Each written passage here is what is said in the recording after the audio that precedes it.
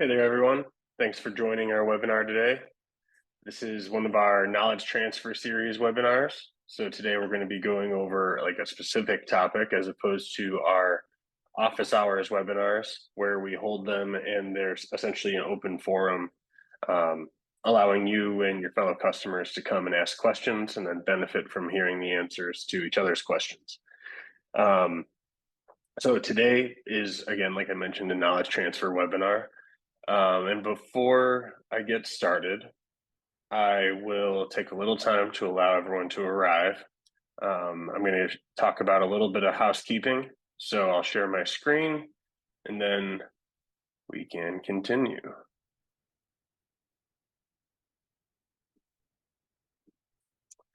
Here we go.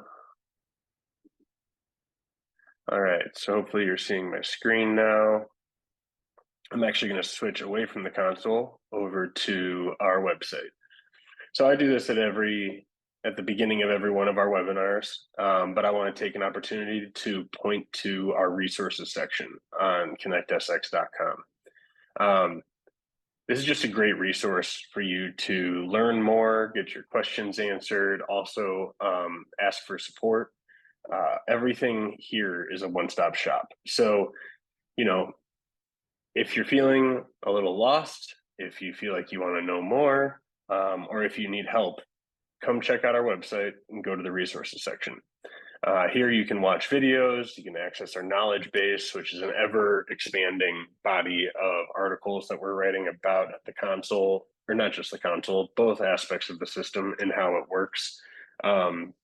So here you can come and figure out how to answer your own questions. You can learn more about how to utilize the system and expand the value that you and your organization are getting out of ConnectSx. And you can also submit a ticket, which I'm going to harp on this again, like I do every time. Reaching out to your customer success rep is a great way to get in touch with people, but the best way is to submit a ticket. Submitting a ticket will mean that your request gets seen by the entire team immediately, all at once. We all get notified. So you're not just putting that request in the mailbox of the one person you're actually putting it in front of the entire team to get support. So that will be the quickest and most surefire way to make sure you're getting your questions answered and you're getting attended to. So I encourage you to go check out our website. We have a lot of great resources there. Cool. Well, hopefully everyone who wanted to join has joined and we can get started on this webinar. So I'm going to switch over to the web console, which is what I'll be focusing on for today's video. And to start off, we're going to go over a few visual changes. The first is fairly straightforward, but pretty exciting. This is the board view, as you can see here in the event screen. So this should look pretty different to you. You're no longer seeing the list view or the calendar view as you normally would for your events. You're seeing everything organized in these boards according to the status of the event. So you can see we have these 5 columns, and each one of these little cards is an event that I can expand to see more of its detail. And then just like it was before in the list view, you can click on any of these links to access additional pieces of information. Click on the name to open up the event detail screen, like we just did here. And you can even still duplicate an event using the duplicate button. So nothing's changed. Everything's still accessible there to you. Just a great way of visualizing, your events, how many of them there are according to status. But if you don't like this view, we have the view button up here at the top now. So you can switch back to the calendar view, or if you prefer, the list view. Just take a minute to load. There you go. So take a little time, explore those different views and how they can be useful to you, because we're hearing some good input on the board view so far. A lot of useful things there. All right, and our next stop is reporting. So a number of you have already noticed, I'm sure, that a lot of reporting changes were introduced over the last month or two. So if we go to our reports tab, you can see now all of the reports are utilizing this new user interface that's actually being powered by Google Looker. So what's really cool is you can visualize a lot of this data right here in the system. So you don't have to wait until it's exported to start viewing your data. You also have a lot more options in terms of what filters are available to you. So you can slice and dice your data and get at, really whatever reports you're trying to pull out, as long as the filter here is available to you. So this should be pretty different compared to what you were looking at before. If you're looking to pull a particular piece of information and you're having trouble doing that, submit a ticket to us and we can help you get started. Sometimes you really have to get in here and play around before you can understand what your questions are. So I understand if you're not dropping any in the chat right now, you can always reach out to us later and we can jump on the phone and figure it out. So the big things to note here are that, as you can see, we're visually displaying a bunch of the data right here in the console for you. If you were to apply one of these filters, so maybe I'm selecting a distributor group, which is one of the newer filters that we've added. So I selected my distributor group, but nothing looked like it changed. Well, that's because I need to hit the refresh button. So every time you change a filter, make sure you're hitting that refresh button. The data needs to regenerate and then it'll display for you again according to the new parameters that you set. So it looks like I only have one case with this distributor group. There you have it. But let's say I want to export this information. I will go to this menu, the little kebab menu. You can see it kind of disappears and pops up when I hover over it. This is the menu that you're going to want to be clicking on. We're going to spend a little time talking about this because, as you can see, there's a menu right above it that looks really similar. So the top layer of buttons that include the refresh button, those pertain to the entire page. And there can be multiple widgets. As you can see, this is like a table, like a widget. There could be multiple on one page. So these buttons up here refer to the entire page. If you want to export your data, make sure you're pulling the data from the actual table that it's in. So click on the menu that disappears right there in the table in the upper right corner. That will be the right one. And I'll show you why. So you'll come here and you'll click download data. You'll see all of these options. You should have, let's see, we have 7 different file types that you could select from to export your data, and then in advanced data options. Now, what's important about selecting the right menu is that these options will be available to you here. And the big reason for that is down here in the number of rows to include section, we want to switch to all results. It won't matter in this scenario since I only have 1 row of data to export. But what you'll find as you start dealing with the larger bodies of data that are in your account is that this table will display 500 rows for you. Depending on the table, maybe it'll display more, but the point is that there are upper limits on how much data can be visually displayed within the console. And if you want to export the entire data set, which may be more than 500 rows, you want to make sure you're getting this menu where you can select all results under the number of rows to include. So I'll show you, if I select the wrong menu, it'll look pretty similar until I get to this screen. And then, it looks similar, but not the same. Instead of 7 options, we have 2 for our file types. And although we have a couple options here, there's nothing for me to control, what is actually being pulled in this report, like there is in the advanced data options. So again, make sure you're selecting the right menu. And if you're not getting what you think is correct, this will be something to check. All right. Any questions on the report screen? all of your reports are still here in the tabs, and they all kind of, or no, not kind of, they all are beholden to the same rules and UI that we just discussed. Cool. Feel free to drop any questions as they come up in the Q&A or in the chat, and I'll stop periodically to see if we have anything to address. But okay, we're not done with reports yet. We've gone over, the main changes to the reports tab, but we've also introduced reports in context with where you might want to see them. So what that means to us here is I'm looking at my event screen here, as you can see. That might lead you to believe that I want to see sales data. So if I go up to the reports button here, newer button, and click the sales report, that'll pull up sales reporting for me right in the event screen.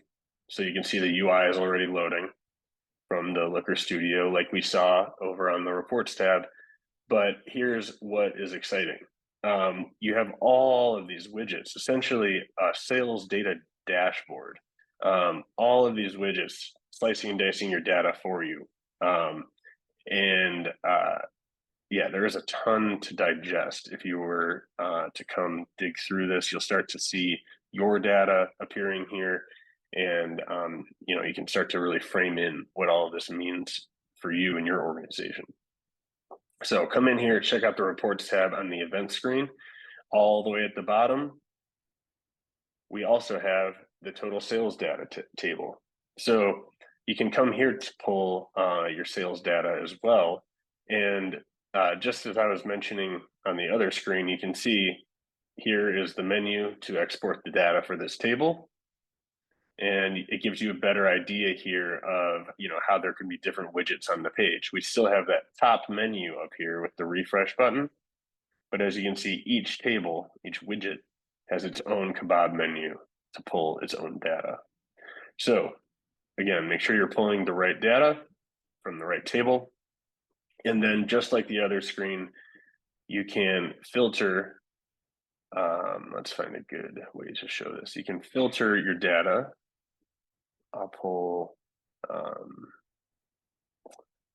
is previous year. How about that? We'll look at the previous year's data and I'll hit refresh. So you still have to do that on this screen, but the filters will go ahead and change the data that you're seeing in these other sales widgets.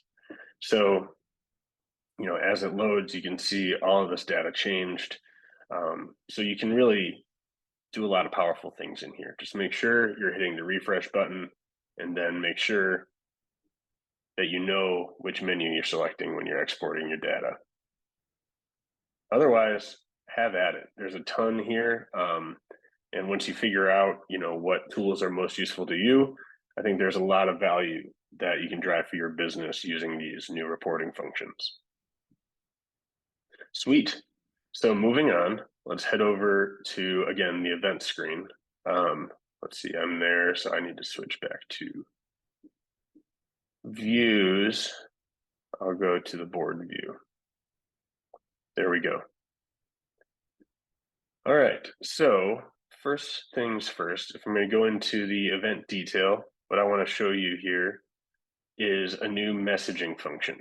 So if you've been paying attention to our correspondence over the last year, we've released mentions. So you can, when adding a comment, you can mention someone from your organization and they'll receive a notification when you leave that comment. So that's a pretty sweet thing, right? Great way of communicating with your users directly in the system here. And also, having conversations in context of the case that you're talking about right here on the event detail page. Doesn't get better than that. But it does, turns out. So we added this new feature called comment recipients. You can see here above the comments section. If I'm going to add a comment recipient, it'll be someone from my organization. And these are essentially watchers for the case and any communications related to the case. So if I add this user as a watcher, or again, a comment recipient, they'll get notified anytime a comment is left on this case. So, they're staying in the know on this case essentially. And when a comment is left for a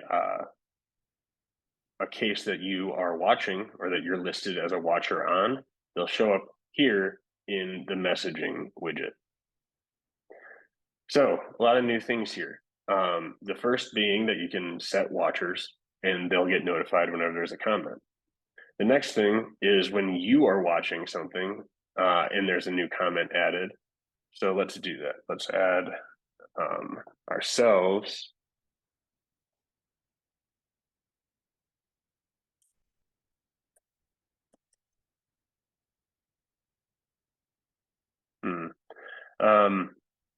Unfortunately,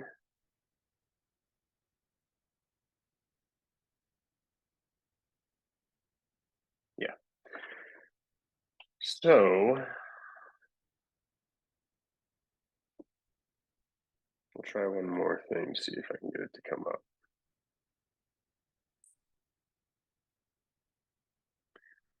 It's looking like because I created this case, I cannot assign myself.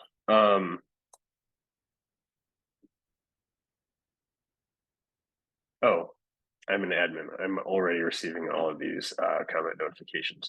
So might just be best to test this out. I'm not exactly prepared to do that in this instance. But once you are a watcher on this case and there's a comment added, it'll show up here in your messaging widget. Okay, next, there's a quick stop at the devices used tab.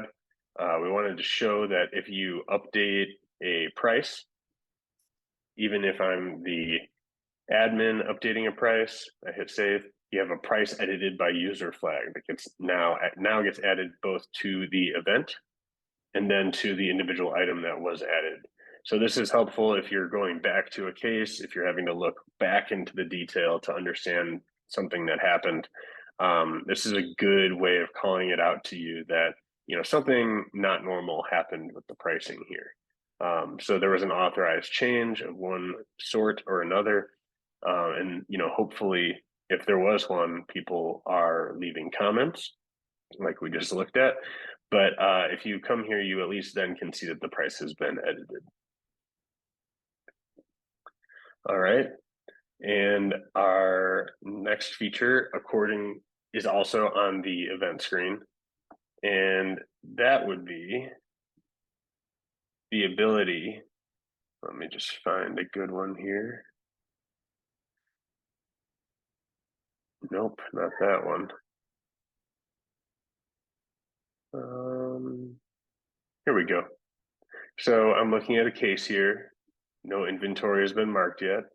What I am going to show you is that you can now change the rep that's assigned to this case. So when we created the case, we assigned that sales rep, but they can't cover the case anymore. For one reason or another, we need to assign this other rep to cover that case. So I'm going to select the other rep, and then that'll get saved to the case. So this is big. Typically, up until now, you would have had to delete this case or cancel it and then create a new one. But now you can actually change the user. The one caveat is you cannot do this if inventory has been marked as used. So the case has to be, it has to be before the case has been executed or before inventory has been recorded as sold. So important thing to remember, but still a huge new piece of flexibility for you if you need to switch out the rep that's going to be covering a case. All right. So our next stop has to do with events, but I'm actually going to start in the recipes section. So let's look for that here, request recipes.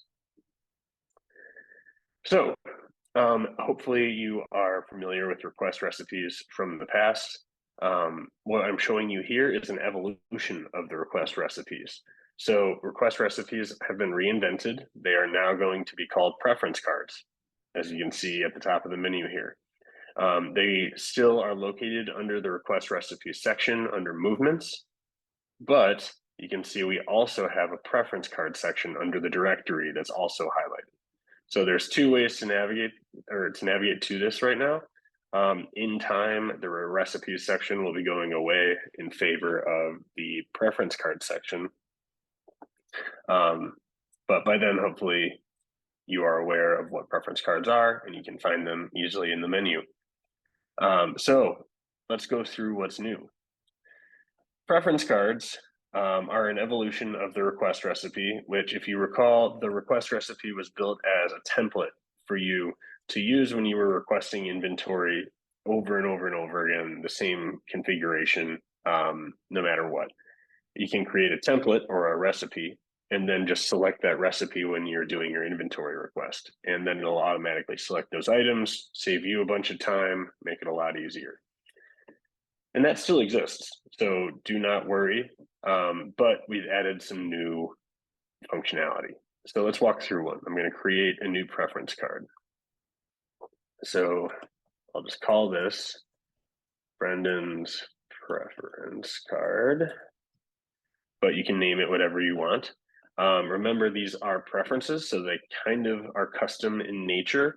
So if this is for a particular surgeon or for a particular case, procedure, facility, you can certainly include that here in the name. Maybe it's a preference card for a particular user with a particular physician. Include it in the name. Whatever you want to do here, it's your rodeo. But you'll also be recording what type of procedure it is here in the next step. So just like you're creating a case, this is pulling directly from the directory, and you can write down what procedure it will be. And then same thing here, you're pulling in which physicians might be using this preference card. So, what procedure are we doing and which doctors might want this request recipe or want to use this. And then, because this is a preference card, we want you to make some notes. Tell us about it. Why does this need to be managed differently than another case? Maybe you're just writing that the doctor wants an extra size of screw or something like that. Maybe they just want an extra of something. Whatever it is, add some context, because this is kind of like a CRM for you. You can store all sorts of information about your physicians here and about your procedures, and then make it actionable into new processes. So this is a note about a surgeon preference, but I do encourage you to include as much detail as you can here, because you are working with a team, and having your team be able to know why they're doing something, why they're pulling all this extra inventory, can help add context and make sure things are done correctly. So if you run out of space or you just want to put things in a separate location, we also have an additional preferences section here. But once you are looking good, we can hit next. And this is the recipe aspect of the process, where we're going to select our inventory. So first off, we can create this from a bill of materials. So in our efforts to utilize the functionality that we've already built and make things easier for you, we're allowing you to include or to use a BOM as a basis for your preference card. So I'm going to go look for one of the bill of materials I've already created. I'll select it here and click submit, and look, those are already there, the items that were on that BOM. So that's pretty snazzy. But let's say, this isn't enough. This isn't all of the items that I need. I need to add new ones. We can just go search for them as we normally would in any other inventory detail screen, or inventory selection screen rather. So I will just select a product line. Looks like not that one. There we go. Select some devices, modify my quantities, and hit create. They've been added to the recipe. And let's say, one of those items from the BOM, that surgeon actually hates that item, doesn't want it, won't use it. We can go ahead and remove that here. All right, and then we'll hit create and our preference card will get stored. So here we are in the detail. We can always come back to this screen and make any adjustments that we may need to. But you're probably wondering, all right, now we've created this preference card. Sure, it has extra info. What else are we going to do with it? So, in answer to your question, first, you can use it how you always did before, as a request recipe. So if I go into create a request, and then select my preference card, there we go. Click next. You can see on the selected tab, all of our items are already selected there for us. So this will still work as a request recipe. So you're saying, with this preference card, I'm requesting this inventory for a particular case with this surgeon who has XYZ preferences. But yeah, you can still functionally use it exactly the same way. But if I close out this window, what's new is over in the event screen, you can add a preference card to a case, and then you can use that preference card to generate a quote. So let's say that you were quoting out a case to a doctor, and you have this preference card. Maybe the case needs to be approved before it's done. You can use this preference card to automatically generate a quote. So I'm not going to go through the whole case creation here.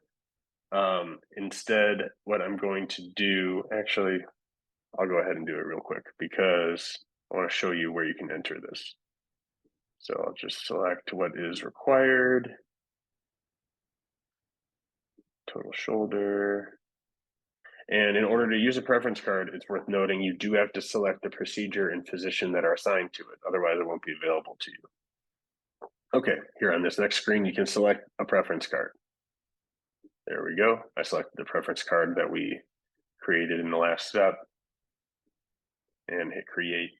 Now our event has been created and our preference card is assigned, as you can see here.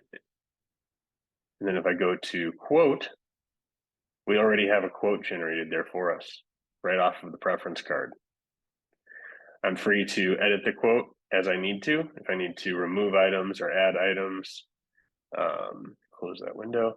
I can also then download a PDF of the quote, send the quote out to the facility for approval.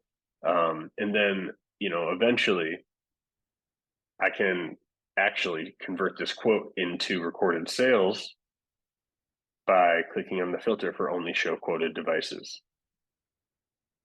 So some pretty cool features here to help you through your workflows.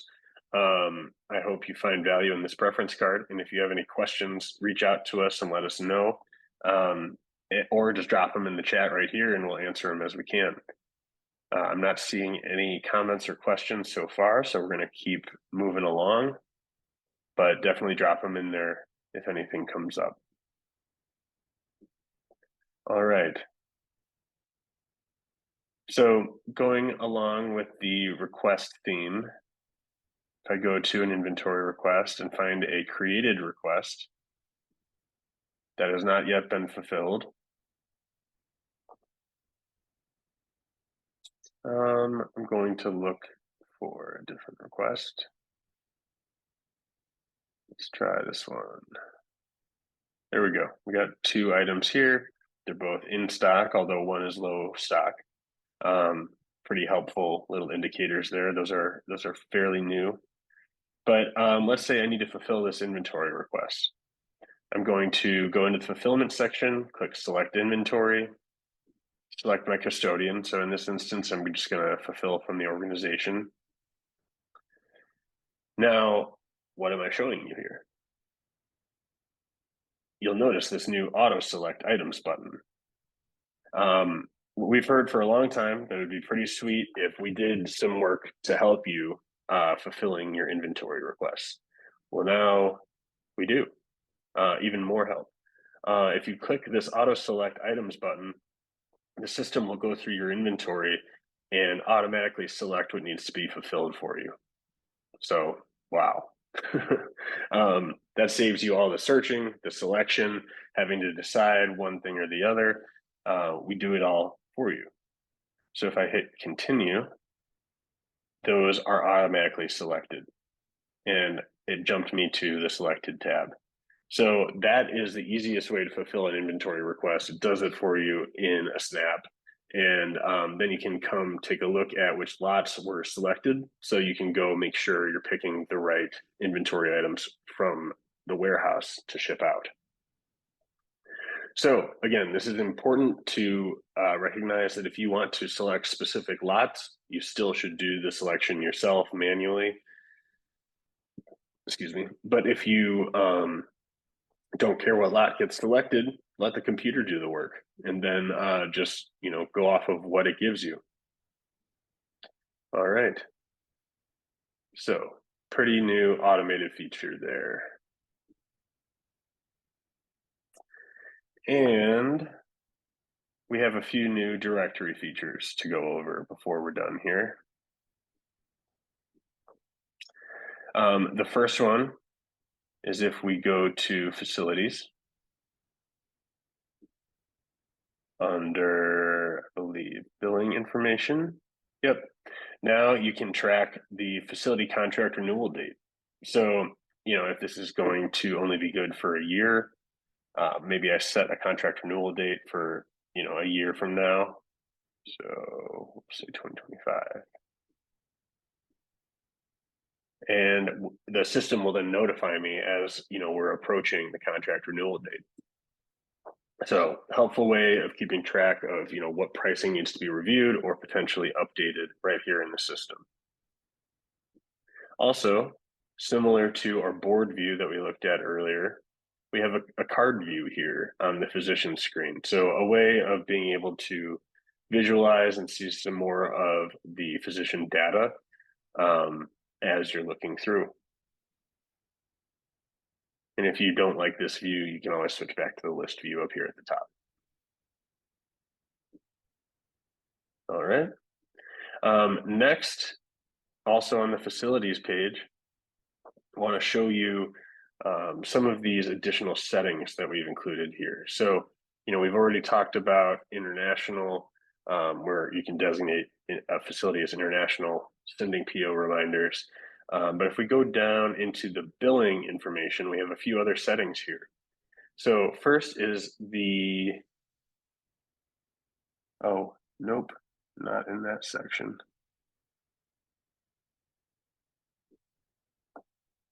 Oh,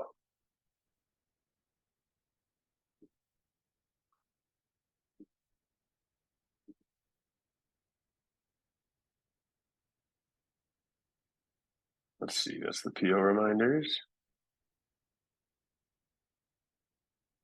Oh, I'm looking in the wrong place. Let's go to users, user level settings. It is an organization setting. Okay, sorry for the wait on that one. If you go to your organization level settings, I'll show you this sweet new feature, this new setting that impacts the facilities. And that is the ability to auto send the invoice email when the PO is entered. So another piece of automation here for you. We've been hearing that this would be a sweet feature to add, so we created it for you. Now what happens is when the purchase order is entered, whether that by a rep in the field or by an admin back in your home office, when that PO gets entered, the invoice will automatically send from the system, an auto send invoice email directly to the facility billing contact. So whenever you go to your events and you decide to email from directly inside the system, that is going to be, sorry, I selected the wrong event. Whenever you're going to send the invoice as an email attachment, that is the type of email that will send. So if you want to do some testing, go ahead and come in here and send one to yourself so you can get an idea of what that looks like. But if you don't want to deal with having to keep track of when a PO is entered and the invoice goes out, you just want it to automatically do it, that's now possible for you. So again, that's in the organization settings. You can turn that on. All right, but where my mind was getting tripped up is this next feature. It is in the facilities section, and it is in the billing section. And that is using alternate catalog numbers on billing documentation. So we heard from you that sometimes you may need to use a different catalog number at a particular facility than you normally would. For whatever reason, maybe it's managed with a different pricing structure, maybe it's part of construct pricing. You know, the reasons, there could be many reasons, but the point is that you can now do it. So if you go to that facility and flip the switch for use alternate catalog numbers, that allows you to then add alternate catalog numbers for given items in your pricing. What's important to remember, although what is important to remember is that if you turn this on, the alternate catalog numbers will get used across the board. If an item doesn't have an alternate catalog number, the regular one will be used. So only enter the ones that you want to be used, and then they will be. So if I go into pricing, go to view, edit, manually add prices, select my manufacturer, and then I'm just going to show you what it looks like when we add a new one. Here, you are adding a new pricing, a new price for this facility. So I'm going to select a catalog number, and here is where I can enter the alternate catalog ID, whatever I want it to be. And then I can enter that contract price, and I'll hit save. And as long as that setting is turned on, then that new catalog number, that alternate catalog ID that we're seeing here in this middle column, that is what will show on the sales order. So as always, I recommend doing some testing before you just roll this out live. But another helpful feature there for managing exceptions with certain facilities. Cool. All right. So those were the bulk of the features I wanted to show you today, the ones that I haven't already covered in webinars. But before I sign off, I wanted to take some time to walk through the inventory audit feature as well, which we covered in a past webinar, but it's a pretty big deal. So I wanted to, take this opportunity to show you great people who decided to tune in today.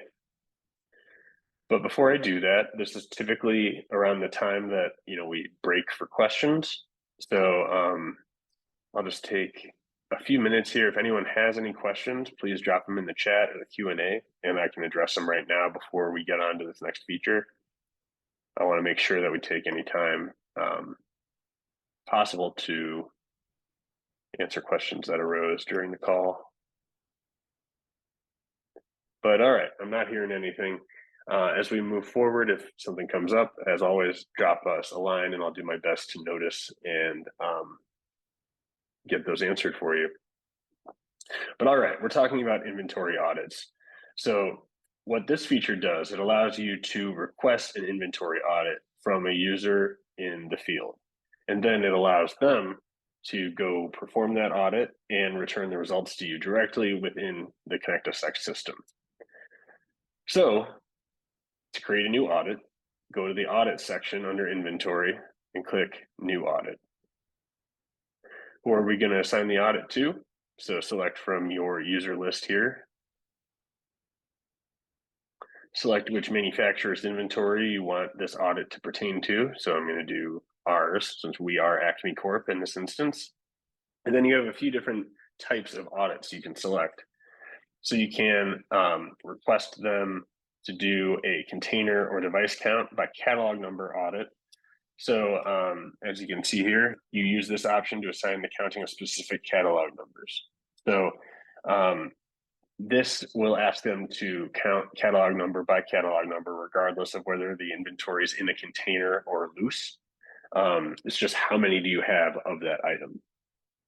The next one is requesting inventory count by containers. So this one is counting the items within specific containers. So, kind of a different slice of data than the last one we were looking at. It won't be pertaining to loose. It'll be within a given container, how many of that item are there? And then lastly, my favorite option is the full inventory count. And that's what I'm going to do here today. So I'm going to click next. And you can see we kind of have an email form here, like as if you were sending a sales order. So you can make any changes to the to email, to the subject line. Definitely enter, it's required. So definitely enter a due date. So when do you want them to complete this audit by? And then, make any other adjustments to this email form that you may want, particularly the body of the message. So if you want to add context or explain to your users why you're doing this, or the expectations of them, feel free to enter that here in the message body. But I want to draw your attention to this check mark here, or this checkbox. This is where you decide whether you want to show the existing quantities to that user. They can always go look at their inventory in ConnectSx to determine, how many they should have. But sometimes when the count sheet or like the list of inventory that they should be counting has the number that should be there, you'll find there is a propensity within human nature, to want to make the numbers match. And so, there's sometimes a question of whether the counts you're getting are accurate in truth or in true to what's actually there, or if people are trying to maybe sweeten the deal and make it look a little nicer than it is out there. So you decide if you want to show the quantities or not. But for our purposes here today, I will show what the quantities are. And I will hit create. So now that audit request will get sent off to our sales user, and it'll be on them to go actually count their devices. They can come into this audit request and they can print out, a sheet of all of the items that we're asking them to request. Depending on what we checked in the last step, it will or won't show what should be there, the quantity expected. But essentially, what you're doing is waiting for your user to return the results. So how would they do that? Let's do it right here. So let's say I'm the user entering new counts. So first, let's say I have an item that wasn't included for some reason in the audit, but I need to count it. So maybe I know this was supposed to be a full inventory count, and I have an item that's not on the list.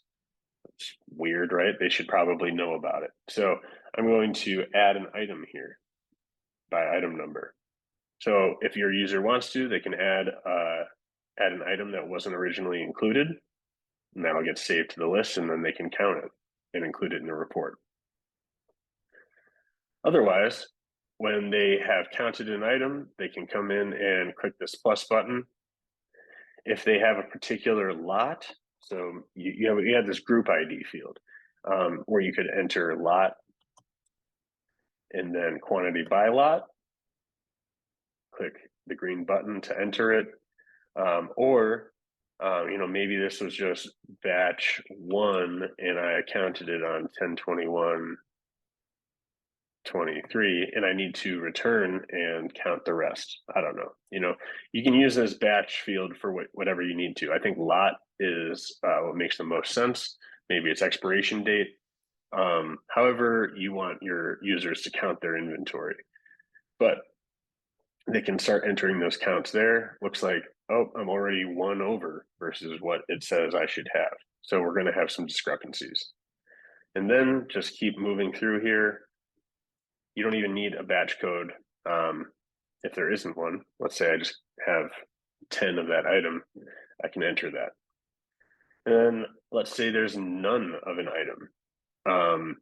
You cannot enter a 0 quantity, so you would just leave it blank. And then if you need to, you can always remove an item from the inventory audit, as an admin. So your user would go through and enter all their counts for you. And then, when the audit is complete, they would save, and you'd get your final list of results. And then it's up to you at that point to determine, from the inventory discrepancies, is there more work that's required? Do we need to do a recount? Maybe you need to trigger another count. Maybe you need to spend some time digging back into, what happened in your inventory history for a particular item to understand, why there's more of one lot than another, or, whatever piece of information you need to find. This is a great starting point to help you understand, what direction to go in. And then beyond that, you need to work on remedying any discrepancies. So that would mean adding new inventory or transferring inventory in cases where inventory is too low. And it would also mean removing inventory or, again, transferring inventory away from areas where inventory is too high. And we have articles about how to do that in our knowledge base, but if you would like assistance in managing your inventory audits, these can be complex and kind of unwieldy. So feel free to reach out to your customer success representative. And you can start drawing on the wealth of experience that we have dealing with these kinds of things and with dealing with ConnectSx.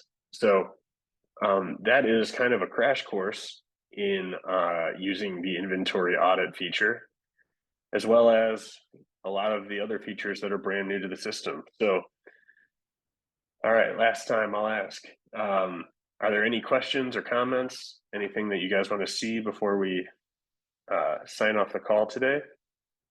We've got about 10 minutes on the clock.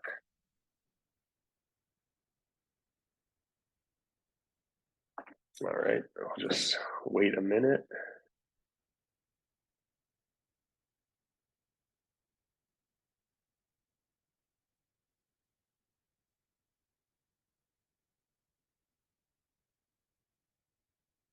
I need like some elevator music, some hold music for moments like these. All right, well, I'm not hearing any comments pop up. So if you have any questions, feel free to email me. I am Brendan, Brendan, at ConnectSx.com. All of you do know me though, so hopefully you have my email on hand, or submit a ticket like we talked about at the beginning and let us know, what questions you have or, what issues you're having. And we will, take individualized time to help you figure it out. All right, well, thanks for tuning in today and going through everything that is new. And please keep an eye on our webinar schedule on the website, and keep tuning in for our upcoming webinars. We'll keep hosting them if you keep showing up. Thank you. Take care.